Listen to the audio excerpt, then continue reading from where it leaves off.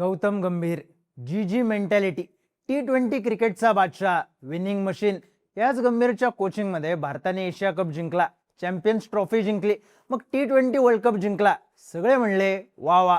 मग world cup टीमचा captain Suryakumar Yadav form मध्ये नसल्याने बाहेर गेला. मग वर्ल्ड कपचा player of the series Sanju Samson form नसल्याने बाहेर गेला. श्रेयस अय्यरला कॅप्टन करण्यात आलं. आयर्लंड आणि इंग्लंड विरुद्ध सिरीज होती. टीम सहज जिंकेल अशी आशा सगळ्यांना होती, कारण वर्ल्ड कप विनिंग टीम आहे, जी मेंटॅलिटी घेऊन खेळते. कोणी हरवेल असं वाटत तर नव्हतं, पण हीच टीम आयर्लंड कडून 2-0 अशी हारली. इंग्लंड विरुद्धच्या 4 मॅचेस पैकी एक पावसामुळे थांबली. उरलेल्या 3 भारताने हारल्यात. वर्ल्ड चॅम्पियन टीम 5-0 ने हारली.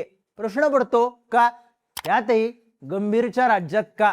पाहूयात या व्हिडिओमधून. नमस्कार, मी चिन्मय आणि तुम्ही पाहताय बोल भिडू. आता क्रिकेट आहे. स्टीव्ह वॉची अजिंक्य ऑस्ट्रेलिया भारतात येऊन हारली होतीच की, तशी भारताची टीम इंग्लंडमध्ये जाऊन हारली. 2011चा वर्ल्ड कप जिंकल्यानंतर भारताला व्हाईट वॉश बसला होताच, पण सध्याचं हारणं नजरेत येतं, कारण ज्या पद्धतीने टीम हारली ती स्कोर लाईन भयानक आहे.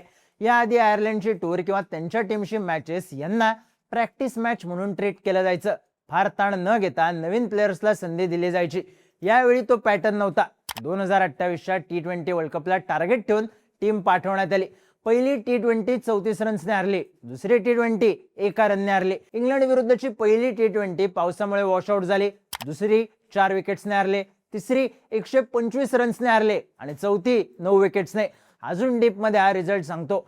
आयर्लंड विरुद्ध 183, 155 हे टार्गेट डिफेंड झालेले नाहीत. इंग्लंड विरुद्ध 190 डिपेंड करता आलेला नाही आणि 202 चेस करताना 76 वर ऑल आउट झालाय. साहजिकच घाव डीप आहे, जखम भरून येणारी नाही. वर्ल्ड चॅम्पियन टीमला 100 रन्स बोर्डावर लावता येऊ नयेत हे जरा जास्तच झालं. पण इंग्लंड, आयर्लंड यांच्याकडून टीम हारतीये का? पहिलं कारण आहे गल्लीत शेर असणं. भारत विरुद्ध इंग्लंड वर्ल्ड कप सेमीफायनल, आता 3 महिन्याआधी झालेली मॅच. भारताची पहिली बॅटिंग होती. 253 रन्स केले होते. थोडे नाही, 253. जवळपास त्याच बॉलिंग अटॅक समोर 76 वर ऑल आउट झालाय, कारण मॅच इंग्लंडच्या ग्राउंडवर झाली, वानखेडेवर नाही. T20 वर्ल्ड कप मग IPL या दोन्ही टुर्नामेंट्स भारतीय ग्राउंड्सवर झाल्या. इथं पिचेस असे बनवण्यात आले की भरपूर रन्स होतील, कितीही मोठं टार्गेट उभारलं जाईल, कितीही मोठं टार्गेट चेस होईल. सोपा प्लॅन होता. जितके जास्त रन्स तितके जास्त व्ह्युअरशिप. जे घडलं सुद्धा. IPL मध्ये तर 250 रन्सचा आकडा किरकोळ वाटत होता. मग इंग्लंड आणि आयर्लंड मध्ये काय झालं, तर तिथले पिचेस आहेत वेगळे. तिथे पेस बॉलर्सला मदत मिळते, तिथे बॉल दोन्ही बाजूंनी स्विंग होतो, तिथे बॉलला एक्स्ट्रा बाउन्स आहे.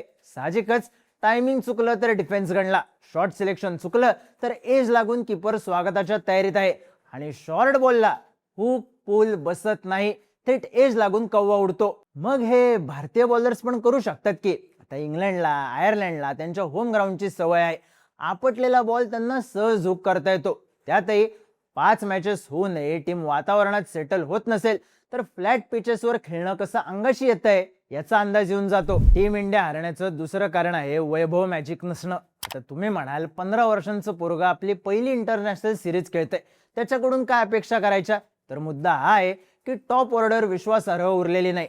त्यामुळे IPL मध्ये राजस्थान रॉयल्ससाठी वैभव फॉर्म मध्ये तर टीम फॉर्म मध्ये हे लॉजिक असायचं, तेच टीम इंडियामध्ये सुरू झाले.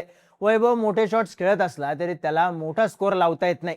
इंग्लंडच्या जोफ्रा आर्चरने वैभवची शॉर्ट बॉलची कमजोरी ओळखून अगदी मुळावर घाव घातलाय. पण मग यात पॉइंट येतो, वैभव चालत नाही मग बाकीचे आहेत की.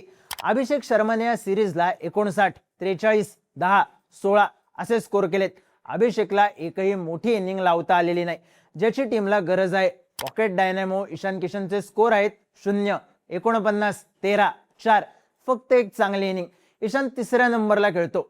या पोझिशनला भारताचा एक बॅटर खेळायचा, तो इनिंग अँकर करायचा आणि कितीही मोठा रनचेस सहज शक्य करायचा.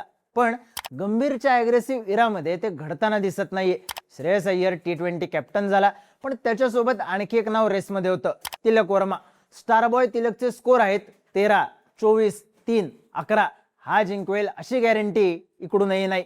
कॅप्टन श्रेयस अय्यरने 68, 37, 5, 80 असे स्कोर लावलेत, पण त्याला तगडी साथ कुणाचीच नाहीये आणि साहजिकच टीम बॅकफुटला आहे. दणका स्कोर टॉप 3 पैकी एकाकडून आला पाहिजे, तोच येत नाहीये. टीम इंडिया हारण्याचं आणखी एक कारण आहे बॉलर्स आणि ते निवडण्याची पद्धत. हरदीप सिंग आणि प्रसिद्ध कृष्णा IPL ला पर्पल कॅपच्या रेसमध्ये होते. प्रिन्स यादव भेदक होता, अक्षर पटेल मास्टरमाइंड आणि हर्षित राणा IPL खेळला नसला तरी प्रचंड पोटेन्शियल असलेला बॉलर. पण सगळे कार्यकर्ते लाईनीत फेल गेलेत. रवी बिश्नोईच्या एका ओव्हरमध्ये 29 रन्स बसले आणि भारताने मॅच गमावली. चक्रवर्तीची मिस्ट्री सुद्धा गायब झाली. थोडक्यात बॉलर्स अजिबात चालत नाहीत. आता एक सिंपल गोष्ट, क्रिकेट मधला अलिखित नियम, batters win you matches, bowlers win you tournaments. Shreyas Iyer team इंडियाचा कॅप्टन होण्यात महत्वाची गोष्ट होती त्याचा IPL मधला परफॉर्मन्स.